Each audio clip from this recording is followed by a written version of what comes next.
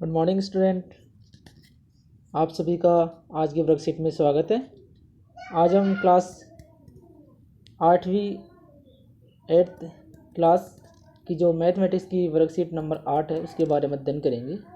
Worksheet number 7 के बारे में आपने पहले अध्ययन किया कि परिमेय संख्याओं को, रेशनल नंबर्स को ऐड करना है, सब्ट्रैक्शन करना है, मल्टीप्लाई गुणा करना है, परिमेय संख्या को किस प्रकार से हम प्रदर्शित करते हैं, किस प्रकार से शो कर सकते हैं, परिमेय संख्या की क्या परिभाषा होती है, इसका अध्ययन हमने पहले 7th क्लास में किया और इससे पहले वाली वर्कशीट नंबर 6, 7 थी उसमें भी अध्ययन किया। तो आप इसको प्रॉपर तरीके से अध्ययन करने के लिए पहले वाली वर्कशीट को ज़रूर पढ़ें और आप सभी घर पर स्वस्थ होंगे, मैं ये कामना करता हूँ। आज की वर्कशीट का टॉपिक लेते हैं हम परिमेय संख्याओं की भाग। परिमेय संख्याओं की भाग, जो रेशनल नंबर होते हैं उनको डिवाइड किस प्रकार करते हैं, ये अपना टॉपिक है। Rational numbers of divide. पूर्णांकों की भाग की तरह परिमेय संख्याओं का भाग भी दिए गए भाज्य को भाजक के द्वारा समान भागों में विभाजित करने पर भागफल आता है, यही आप समझ सकते हैं। हम कह सकते हैं कि जो पूर्णांकों की तरह भाग देते हैं उसी प्रकार से हम परिमेय संख्याओं में भाग दे सकते हैं। जैसे हमने कहा कि यदि 15 को हम 5 से डिवाइड करेंगे तो कितना आएगा, 3। ये इसका भाज्य हो गया, ये इसका भाजक हो गया, ये इसका भागफल हो गया और शेषफल कितना आ गया, इसका 0 हो गया। शेषफल कितना आ गया, रिमाइंडर कितना होगा, इसका 0 हो गया। इस प्रकार यदि हम कहें कि 3 में हम 3 का भाग दें तो कितने बार आएगा, एक बार। यदि हम कहें 1.5 में हम 2 का भाग दें तो कितना आएगा, यहाँ से 2 का 1.5 में हम 2 से डिवाइड करेंगे तो 0.75 इसका मान आएगा। तो हम जिस प्रकार से किसी पूर्णांक संख्या में, प्राकृत संख्या, नेचुरल नंबर्स में, इंटीजर नंबर में, होल नंबर्स में को डिवाइड करते हैं उसी प्रकार हम रेशनल नंबर को भी डिवाइड कर सकते हैं। देखो बच्चों, रेशनल नंबर को डिवाइड कर सकते हैं। आगे हम इसको डिवाइड करने के लिए किस प्रकार से सिद्ध करेंगे, इसको हम बता सकते हैं आपको कि जिस प्रकार हम पूर्णांक संख्याओं का भाग देते हैं उसी प्रकार इसको भी डिवाइड कर सकते हैं। देखो,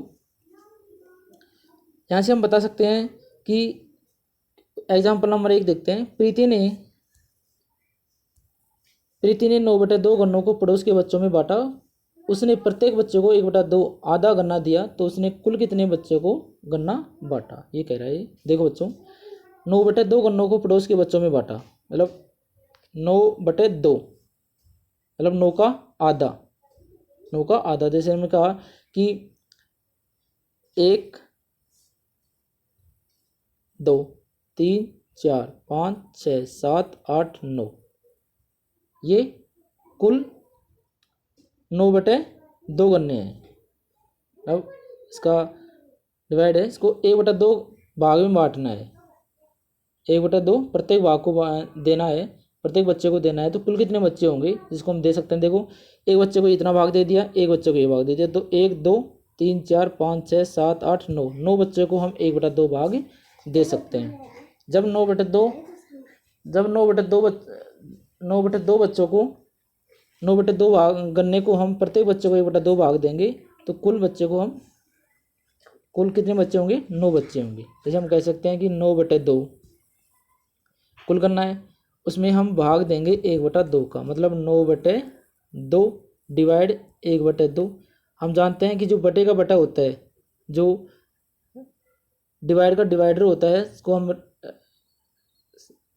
अनुपात का समानुपात बोल सकते हैं। वो हमेशा ऊपर जाने पर विपरीत संख्या में बदल जाता है। मतलब 9/2 है, इसका मतलब है 2/1। 2 से 2 कट गया, कितना बच गया, 9। तो इसका आंसर कितना आ गया, 9। हम 9 बच्चों को 9/2 बच्चों गन्नों को पड़ोस के बच्चों में बांटे, तो प्रत्येक बच्चे को 1/2 दे, तो कुल कितनों बच्चों में बांटा जाएगा गन्ना, 9 बच्चों में बांटा जाएगा। सेकंड क्वेश्चन है, नासिर ने अपनी 7 बकरियों को 7/3 किलोग्राम चारा खिलाया। अगर उसने प्रत्येक बकरी को बराबर चारा खिलाया होता तो एक बकरी ने कितना चारा खिलाया, एक बकरी ने कितना चारा खाया, वो याद कर सकते हैं। नासिर ने अपनी 7 बकरियों को 7/3 किलोग्राम चारा खिलाया है। कितने हैं, 7 बकरी है कुल, और कुल कितना चारा खिलाया, 7/3 किलोग्राम चारा खिलाया है। अगर उसने प्रत्येक बकरी को बराबर बराबर चारा खिलाया होता तो एक बकरी ने कितना चारा खाया होगा, मतलब कुल चारा कितना है 7/3। कुल चारा कितना है 7/3। कितनी बकरियों ने खाया 7 ने, तो हम इसमें 7 का भाग दे देंगे, 7 से इसको डिवाइड कर देंगे, तो 7/3 भाग 7, तो 7 कट गए कितना 1/3 भाग, तो 1/3 भाग प्रत्येक बकरी को चारे का प्राप्त हुआ है। ऊपर के उदाहरणों को सरलीकृत करने पर हमने देखा कि परिमेय संख्या की तरह ही हम परिमेय संख्याओं के भाग भी बेहद आसान है। हम जिस संख्या से भाग देना होता है उस संख्या की व्युत्क्रम से गुणा करने पर उतना ही आ जाता है कि इसका मतलब हुआ कि जब किसी संख्या को हम उसके व्युत्क्रम से गुणा करते हैं, जब किसी संख्या को उसके व्युत्क्रम से गुणा करते हैं तो वो उसकी परिमेय संख्या का भागफल का ही रूप प्राप्त होता है। ऊपर के उदाहरणों में सरलीकृत करने पर हमने देखा कि परिमेय संख्या का गुणा की तरह ही परिमेय संख्याओं में भी भाग बेहद आसान है। बस जिस संख्या से भाग देना होता है उस संख्या के व्युत्क्रम से गुणा करने पर वह हमारे को प्राप्त हो जाता है, मतलब उसके व्युत्क्रम से मल्टीप्लाई कर दो। जब भी परिमेय संख्या का भाग देना हो तो उसके व्युत्क्रम से गुणा कर दो, तो वो भाग देने के बाद जो आंसर आएगा वो उसको हमें डायरेक्ट प्राप्त हो जाता है। देखो आगे पहला क्वेश्चन है बच्चों, 4/7 में हम -7/4 का भाग देंगे। 4/7 में हम भाग देंगे -7/4 का, मतलब 4/7 में भाग देंगे हम -7/4 का, तो हम इसके व्युत्क्रम से गुणा कर दें। 4/7 है उसको हम 7/4 के इसके व्युत्क्रम से गुणा कर दो। माइनस का तो ऊपर 7 हो जाएगा, 4 हो जाएगा, नीचे इसका 7 हो जाएगा, ठीक है। तो अब इसका तो हम 4 से 4 को मल्टीप्लाई 16 और 7 को 7 से गुणा करेंगे 49, तो माइनस का 16/49 इसका आंसर आ गया। ये देखते हैं हम, नेहा ने 13/4 किलोमीटर दूरी की दौड़ लगाई। दौड़ लगाते हुए रास्ते में बराबर के अंतराल पर 4 बार रुकी, तो वह पहली बार कितनी दूरी तय करने के बाद रुकी। इसने हुआ ये 13/4 किलोमीटर की दूरी की दौड़ लगाई और दौड़ लगाते समय वह रास्ते में बराबर के अंतराल पर 4 बार रुकती है। बराबर के अंतराल पर 4 बार रुकती है, मतलब यहाँ से इसने दौड़ बार स्टार्ट किया, एक बार यहाँ रुकती है, एक बार यहाँ रुकती है, एक बार यहाँ रुकती है, एक बार यहाँ रुकती है। कितनी बार रुका 4 बार रुका है इसने, के अंतराल पर 4 बार रुकी, तो उसने वह पहली बार कितनी दूरी तय करने के बाद रुकी ये पूछ रहा है। तो हम 13/4 में किसका भाग दे देंगे, यहाँ से 4 का भाग दे देंगे, तो एक अंतराल की दूरी आ जाएगी यहाँ से, तो 13/16 इसकी एक दूरी आ जाएगी। देखो बच्चों अगला क्वेश्चन, -6/5 भाग 2/5 कि हम -6/5 में 2/5 का भाग देंगे तो कितना आंसर आएगा उसका मान ज्ञात करें। तो इसका मान ज्ञात करने के लिए हमें इसको सॉल्व करने के लिए देखो हम अगले पेज पर इसको रिमूव करते हैं। पहला क्वेश्चन तो हमने सॉल्व कर लिया, दोबारा देख लो कि पहले क्वेश्चन को दोबारा देख लेते हैं हम। 4/7 भाग -7/4, तो जो 4/7 है उसमें भाग दे रहे हैं -7/4 का, तो हम इसके व्युत्क्रम से गुणा कर देते हैं। 4/7 को हम जो -7/4 है इसके व्युत्क्रम से गुणा कर दो, तो इसका व्युत्क्रम हो जाएगा 4/-7। 4 × 4 16 और 7 × 7 49, तो -49, तो इसको ले सकते हैं हम -16/49, क्योंकि हम माइनस में प्लस का भाग दें, तो माइनस आता है, प्लस में हम माइनस का भाग दें तो माइनस आता है, और माइनस में हम माइनस का भाग दें तो हमेशा प्लस आता है, और प्लस में हम प्लस का भाग दें तो हमेशा प्लस आता है। तो इसका आंसर हो गया -16/49। ठीक है।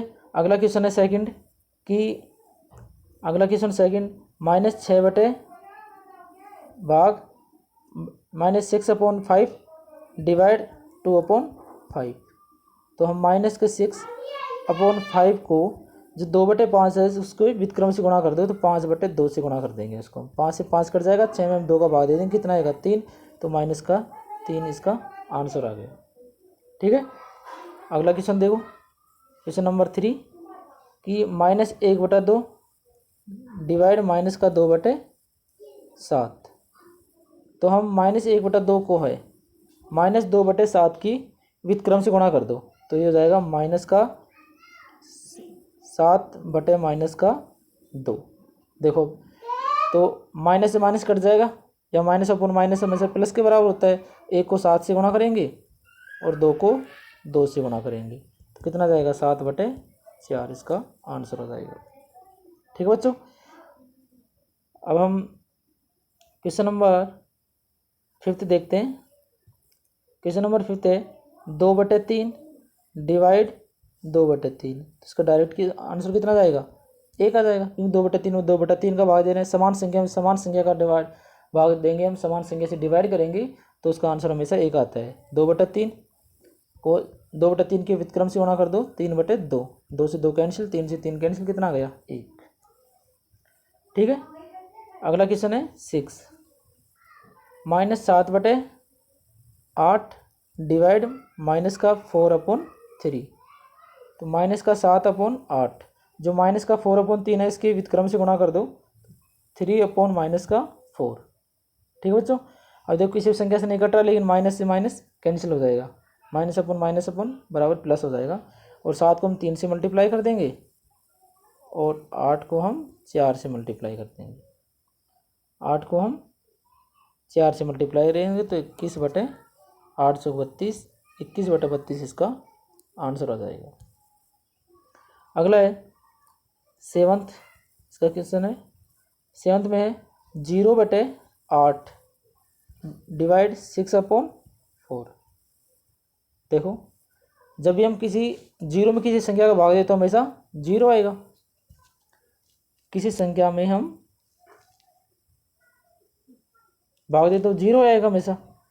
अब 0 को डिवाइड करेंगे हम 6/4 से, तो 6, अब 6/4 के व्युत्क्रम से मल्टीप्लाई कर दो, 4/6।